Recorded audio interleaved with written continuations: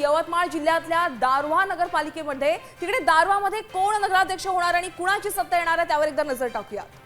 बघा, विदर्भातील या नगर परिषदेमध्ये कुणाची सत्ता येणार आहे बघा। नाव कुणाचं समोर आलंय तर शिंदे सेनेचे सुनील चिरडे हे संभाव्य नगराध्यक्ष असतील दारव्हामध्ये।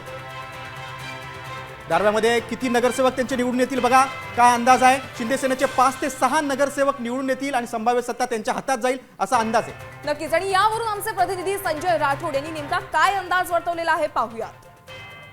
संजय राठोड यांच्या मतदारसंघातील महत्त्वाची नगर परिषद आहे आणि या इथे संजय राठोड यांनी सुनील चिरडे शिंदे सेनेकडून त्यांनी उभं केलेलं आहे। तर महाविकास आघाडीकडून अशोक चिरडे हे निवडणुकीच्या रिंगणात आहे आणि यांच्यामध्येच खऱ्या अर्थाने चुरशीची लढत झालेली आहे। शहरी भागातनी संजय राठोड विधानसभेच्या निवडणुकीत हजारो मताने ते मागं होते, त्यामुळे या दोन उमेदवारांमध्ये काट्याची टक्कर पाहायला मिळणार आहे।